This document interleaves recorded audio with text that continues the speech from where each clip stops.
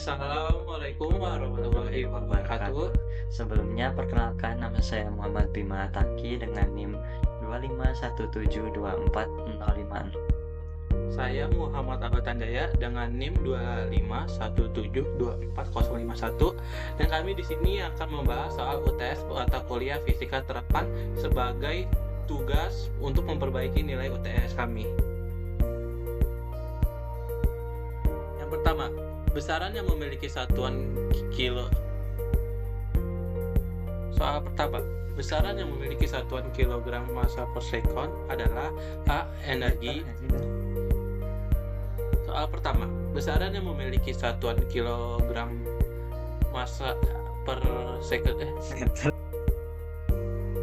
Soal nomor 1, besaran yang memiliki satuan kilogram meter per sekon adalah A. Energi, B. Daya, C. Gaya, D. Tekanan, E. Usaha. Untuk jawaban dari soal tersebut adalah C. Gaya. Kenapa gaya? Karena gaya F adalah besaran turunan yang didefinisikan sebagai perkalian antara massa F dan percepatan A sesuai dengan hukum kedua Newton, yaitu F sama dengan M kali A. Satuan internasional untuk massa adalah kilogram dan untuk percepatan adalah meter per detik kuadrat. Oleh karena itu, satuan gaya dalam satuan pokok SI adalah kilogram meter per sekon kuadrat.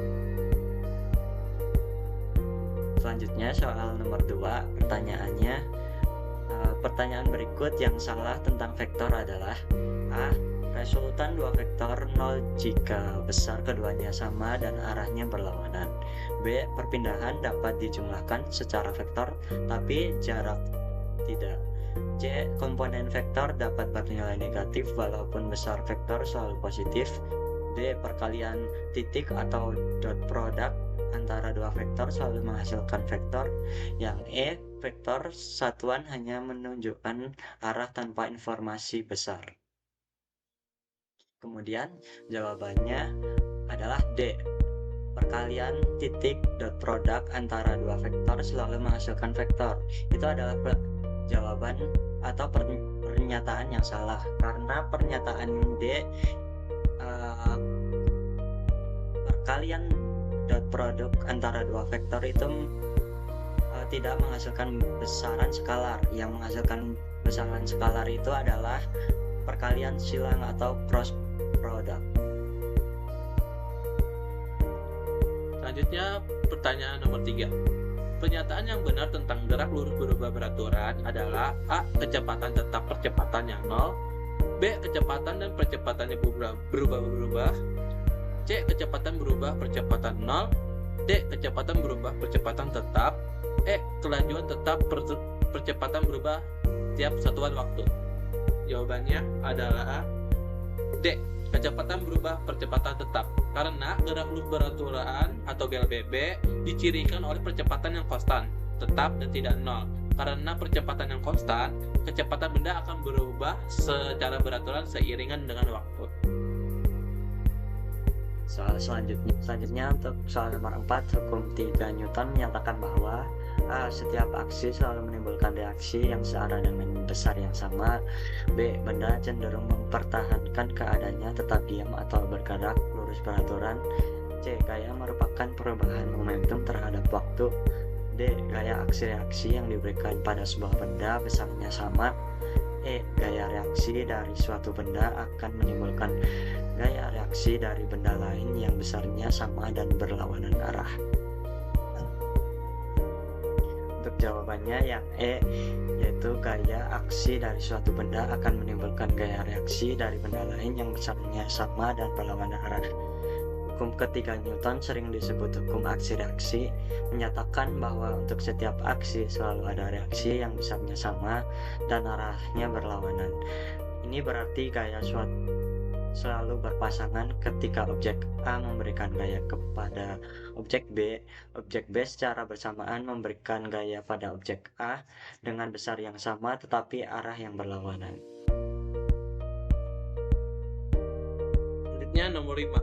Besar dan arah vektor Z sama dengan 3i dikurang 4J adalah A 5 dan 307 derajat, B min 5 dan 307 derajat, C 5 dan 53 derajat, D min 5 dan 53 derajat, E 5 dan 33 derajat. Untuk menyelesaikan soal ini, pertama-tama kita hitung besar vektornya, bisa menggunakan rumus Pythagoras yang dimana akar A kuadrat ditambah B kuadrat. Di sini kita tahu besar vektor Z adalah sama dengan akar 3 kuadrat ditambah min 4 kuadrat. 3 kuadrat hasilnya adalah 9, min 4 kuadrat hasilnya adalah 16. 9 ditambah 16 hasilnya 25. Akar dari 25 adalah 5. Jadi putaran vektor adalah 5. Lalu kita hitung arah menggunakan tan theta per B per A. Kita isi B-nya dengan min 4, A-nya dengan 3. Hasilnya adalah theta sama dengan R tan 4 per 3, min 4 per 3. Kurang nulis. Hasilnya itu adalah min 53,1 derajat. Lalu 360 derajat dikurangi 53,1 derajat, hasilnya adalah 306,9 derajat. Kita bulatkan hasilnya menjadi 307. Dan jawaban yang tepat untuk nomor 5 adalah A, 5 dan 307 derajat.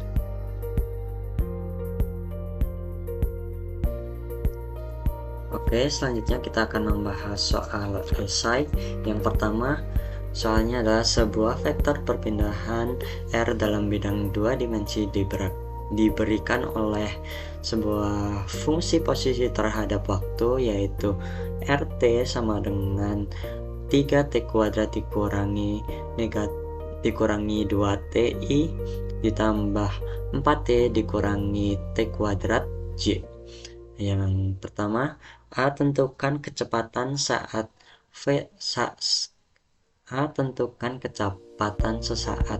atau VT dan percepatan sesaat atau AT. Yang B, tentukan besar kecepatan dan arah gerak saat T sama dengan 2 second. Yang C, apakah percepatan pada saat T sama dengan 2 second searah dengan percepatan, dan jelaskan dengan argumen vektor. Oke, pertama-tama kita pernah diketahui adalah sebuah fungsi posisi terhadap waktu, yaitu RT sama dengan 3T kuadrat dikurangi 2TI ditambah 4T dikurangi T kuadrat J. Oke, pertama-tama itu disuruh menentukan kecepatan sesaat atau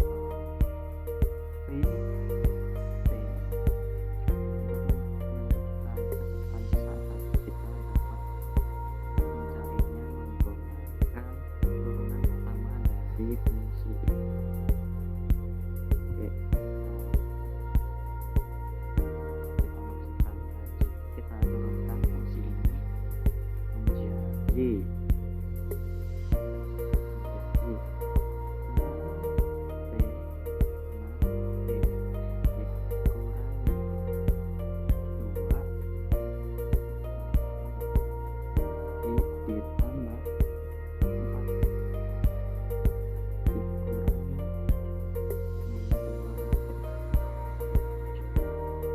Jadi ini adalah kecepatan terhadap waktu. Kemudian untuk mencari percepatan sesaat ini, percepatan sesaat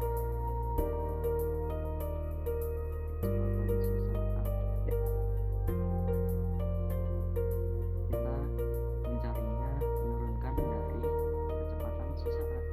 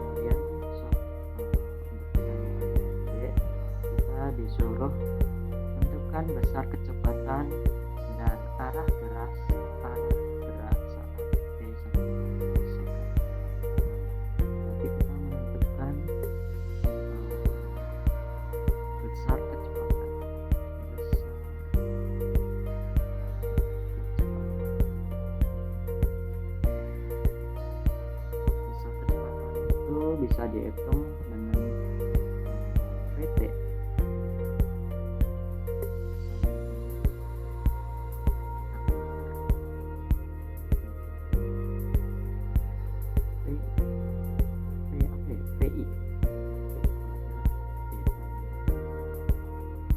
VI terus disuruh menentukan arah gerak saat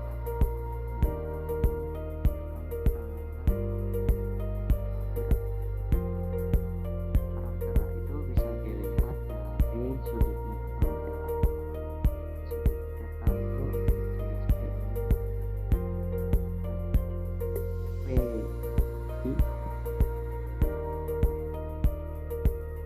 VJ.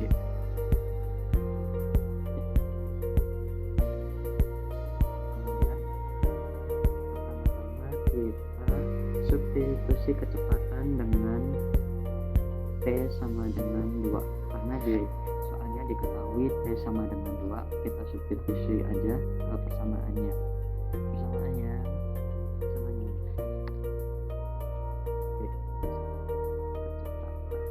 Oke, kita masukkan ke persamaan ini ya teman-teman. Oke, VT itu sama dengan berapa? 6 ini harusnya P2 6 kali 2 dikurangi 2 ditambah 4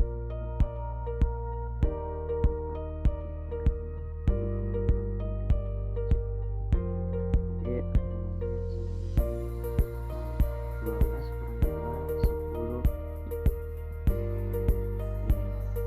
4 dikurangi 4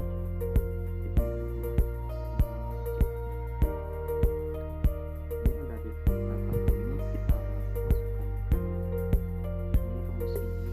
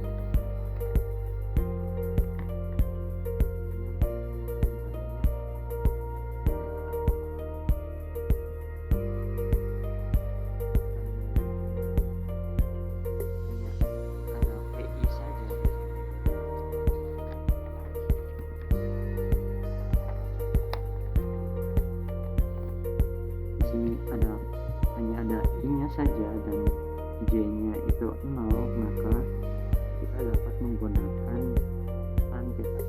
Tan theta itu sama dengan J berarti X berarti Y per X, berarti ini sebagai Y, ini berarti 0 per 10 sama dengan 0. Berarti tan theta itu sama dengan 0 derajat 0.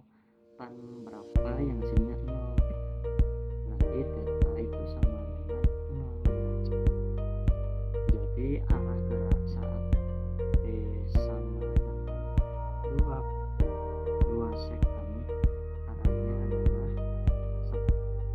dalam sepanjang sumbu X positif.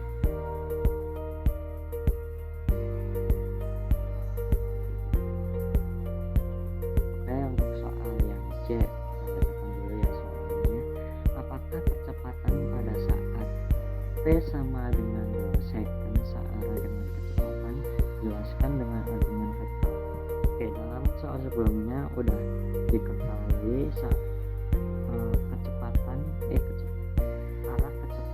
arah dari kecepatan gitu. Arahnya itu ke arah 0 derajat atau dari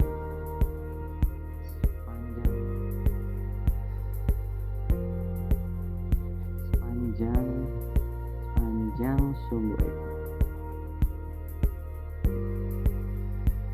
Ini sumbu X ya. Kemudian untuk menentukan arah dari percepatan, kita dapat menghitungnya dengan pertama-tama kan sebelumnya diketahui dari AT dari perhitungannya B. AT itu diketahui 6I min 2J. Oke, sama 6I min 2J. Kemudian setelah ini kita akan menentukan sudutnya menggunakan theta. Karena ini ada I dan J, maka kita menggunakan tan theta. Untuk mencari tan theta itu sama dengan berarti Y per X berarti min 2 per 6. Min 2 per 6 sama dengan min 1 per 3 sama dengan 0,333. Tan berapa yang hasilnya 0,333? Itu setelah di kalkulator itu theta itu sama dengan negatif 18,43 derajat. Ini sama juga sama dengan tetanya itu berarti 360 dikurangi 18,43 derajat, itu sama dengan 341,57 derajat. Jadi kalau digambarkan di diagram Cartesian ini arah dari percepatan itu di kuadran 4, sedangkan kecepatan itu di kuadran tepat di sumbu X 0 derajat. Ini sehingga dapat disimpulkan bahwa arah kecepatan pada saat waktunya sama dengan 2 second terhadap percepatan itu tidak searah, sehingga arah dari kecepatan dan percepatan tidak searah.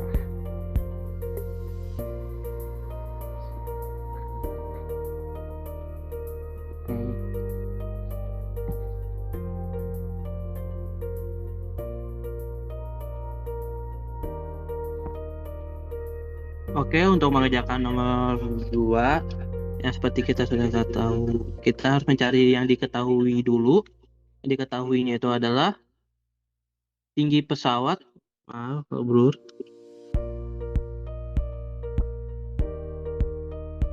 Tinggi pesawat itu 500 meter, lalu jarak pesawat ke benteng tersebut adalah 2000 meter.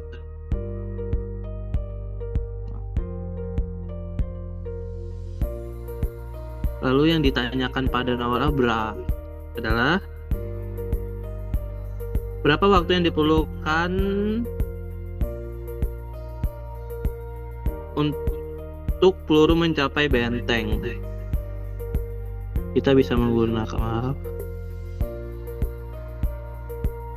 Y sama dengan V0Y kali T ditambah setengah gravitasi T2. Kita substitusikan bersama kakaknya sudah kita tahu yaitu 500. V0Y yaitu di sini adalah 0 kali T ditambah setengah gravitasi di sini kita pakai 10. Lalu T2 500 turunkan 0 dikali T 0, setengah dikali 10 adalah 5 kali T2. Maka di sini 505 T2. Di sini 5-nya dipindah ruaskan. Jadi dibagi dengan 500. Hasilnya adalah 1 T2. Lalu kita ya di sini lebih karena mencarinya tersebut T, maka kita akarkan angka 1.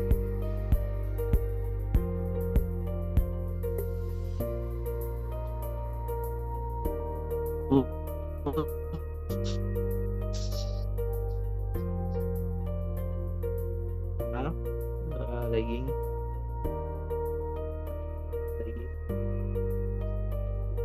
Karena kita di sini cari T, kita kuadratnya kita hilangkan, di 100 diakarkan, maka T menjadi 10 second. Itu untuk bagian A, berapakah waktu yang diperlukan peluru untuk mencapai benteng. Lalu untuk B yang ditanyakan tersebut adalah berapakah kecepatan pesawat. Kita bisa menggunakan X I0 X kali T. Kita tahu diarah X-nya itu adalah 2000, jadi VP, T-nya itu adalah 10. 10-nya dipindah ruaskan dibagi dengan 10, hasilnya adalah 2000 VP. Jadi kecepatan pesawat untuk mencapai berapa kecepatan pesawat tersebut adalah 200 meter second.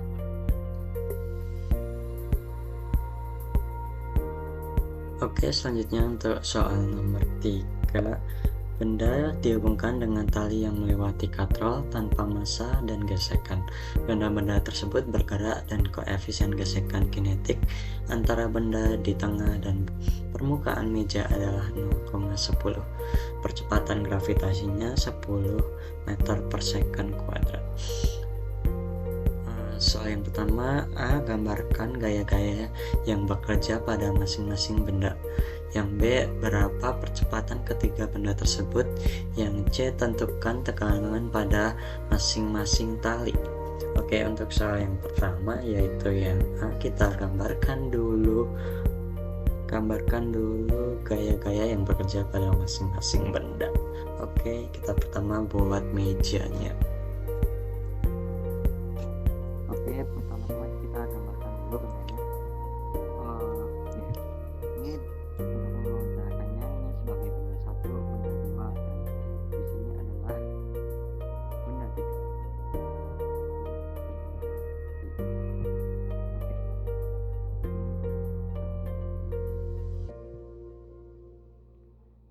Untuk menggambarkan gaya apa saja yang ada di sini, yang pertama-tama itu pasti ada tegangan tali, yaitu di sini.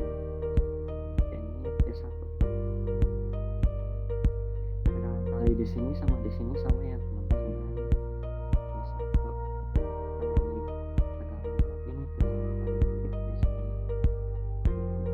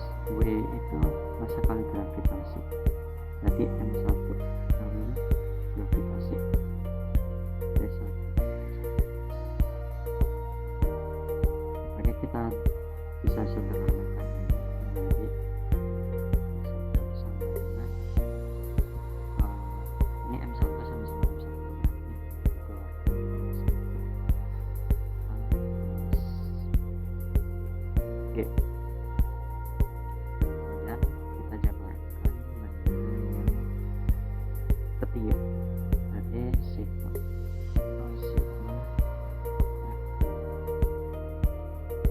F3 dan massa 3.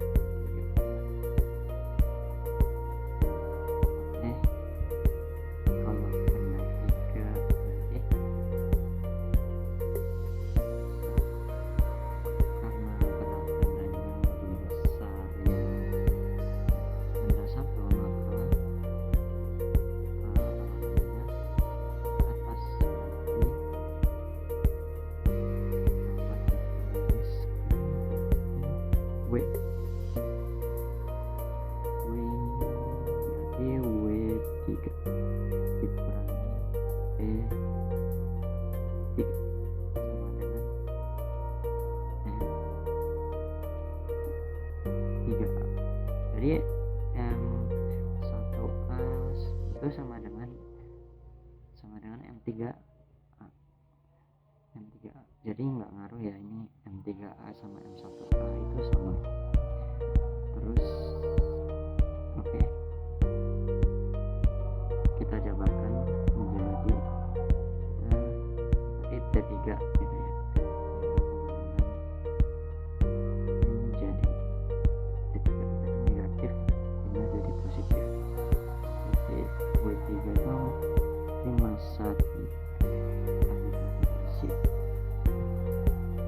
dikurangi menjadi negatif 3. Oke, kita bisa jabarkan, bisa ya sederhanakan menjadi, kita bisa sama-sama juga jadi dikurangi.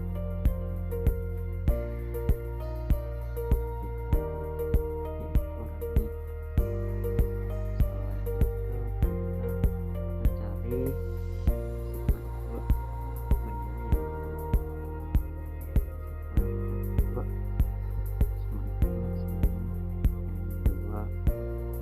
Oke, kita jabarkan. Kalau M2 itu ada gesekan dan ada tegangan tali 3 dan tegangan tali 1 yang menempel padanya. Jadi kita tuliskan sesuai arahnya, berarti D3 dikurangi D1 dikurangi F1 sama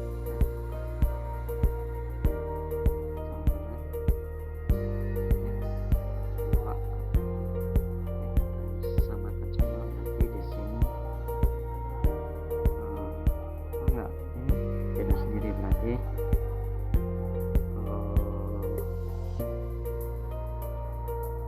ini kita sederhanakan, ini bisa disederhanakan menjadi T3 T1 karena FK itu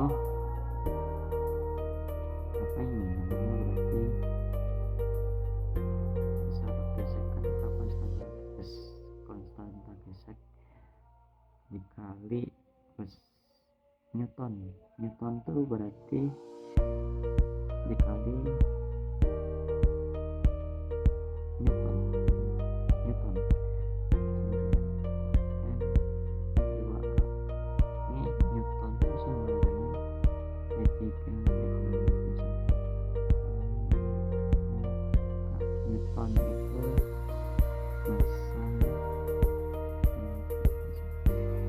itu massa normal sama dengan M2. Terus itu kita masukkan, kita substitusikan pada persamaan yang ini, jadi ini dan ini.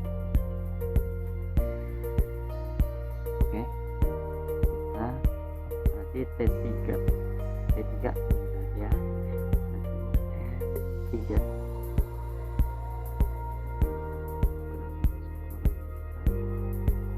terus dikurangi T1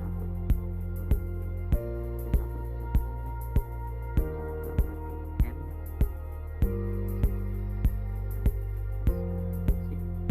dikurangi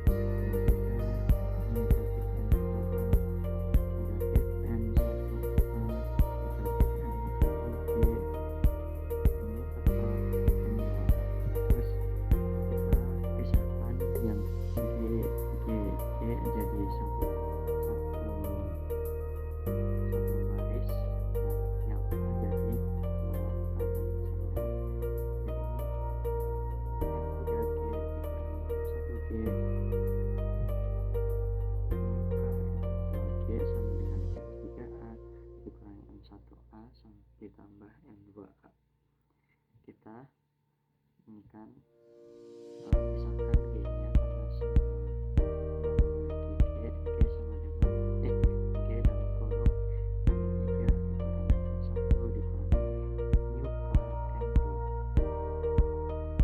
yang A karena luas sama demikian hanya kita kurangi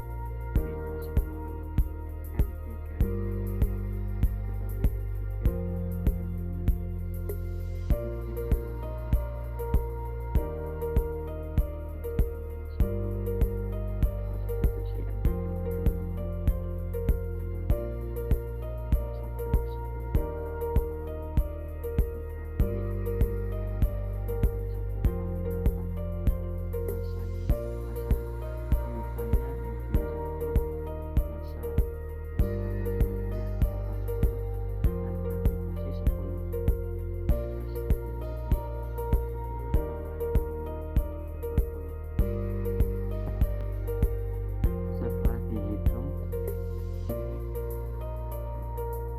hasil akhirnya adalah berarti 7 per 115 dikali 10 dikali 10 sama dengan 70 per 115 atau sama dengan jika di kalkulator sama dengan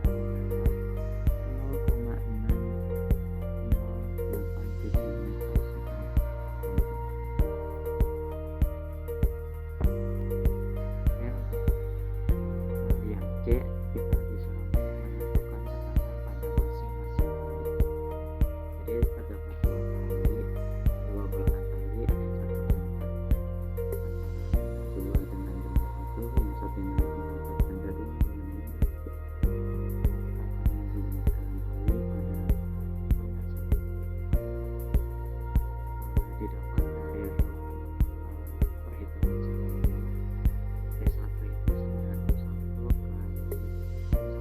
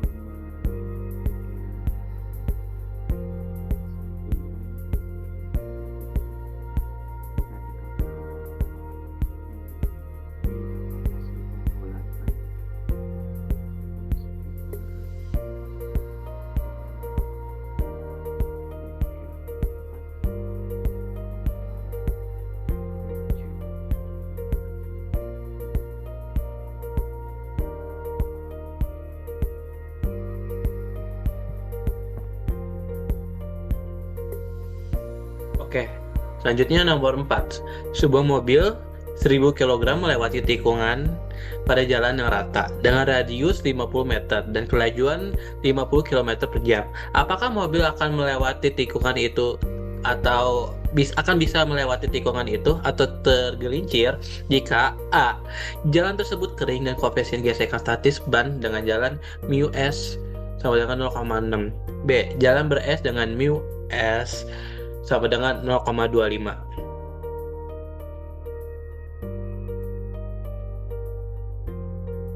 Untuk nomor 4, pertama-tama dicari tahu apa saja diketahui.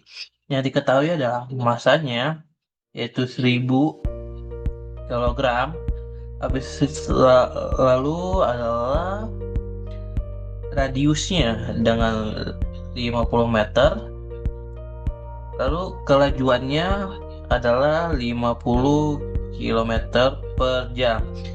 50 km per jam ini kita ubah menjadi meter per second.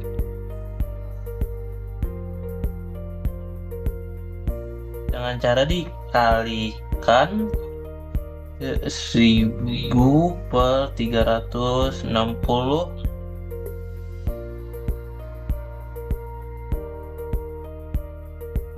maka hasilnya adalah 13,89 meter per second. Lalu habis itu yang kita ketahui di jalan kering koefisiennya adalah mu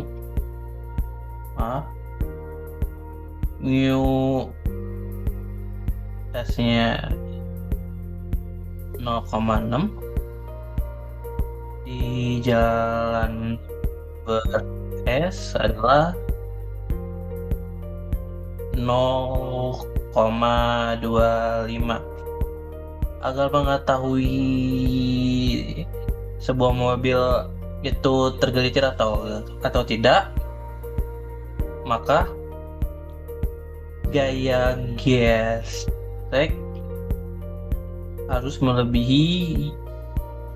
Agar untuk mengetahui mobil tergelincir atau tidak, maka gaya gesek harus lebih besar daripada gaya koefisien. Jika gaya gesek lebih tinggi, maka mobil tidak akan tergelincir.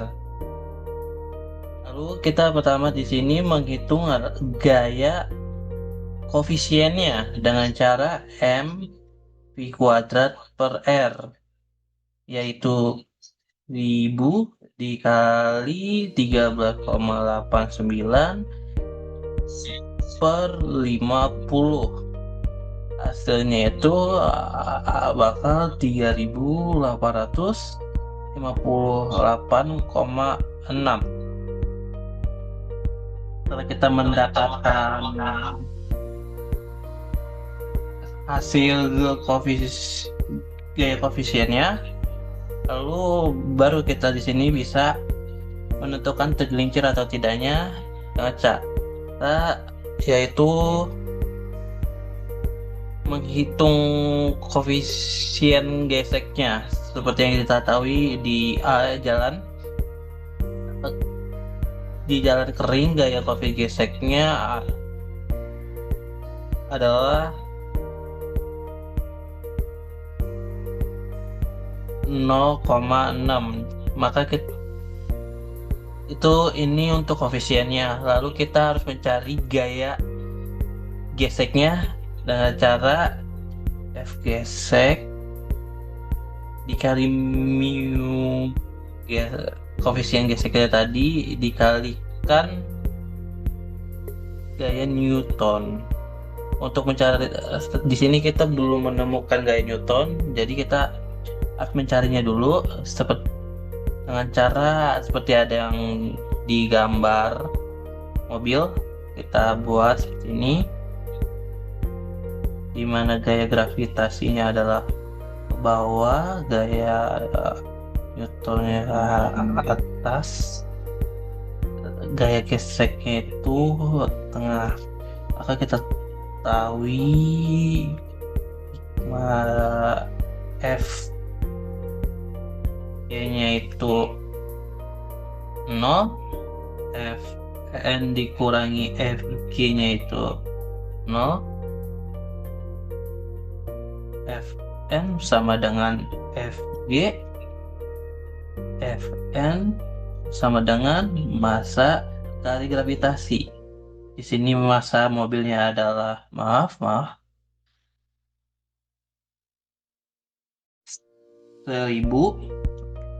dikit buram.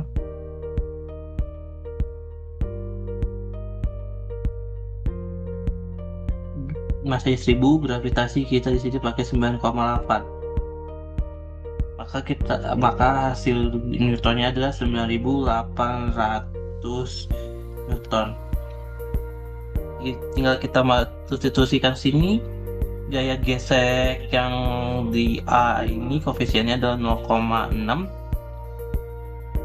dikalikan ini 9800, maka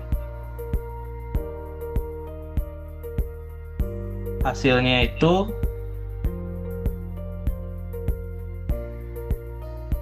5880. Lalu kalau kita lihat gaya geseknya itu adalah 5880, sedangkan gaya koefisiennya itu adalah 3858. Gaya gesek melebihi gaya koefisien, maka dia tidak tergelincir. Oke, selanjutnya yaitu yang B. Itu seperti yang kayak tadi, F geseknya sama dengan mu S dikali Newton. Mu S-nya itu kita tadi kalau untuk jalan ber-S adalah 0,25 dikali 9800 Newton. Maka hasilnya tersebut adalah 2450. Jika kita lihat, maka Fgs untuk jalan S adalah 2450, sedangkan gaya koefisiennya itu adalah 3858. Kalau dilihat, gaya gesek di sini tidak melebihi gaya koefisien, maka mobil akan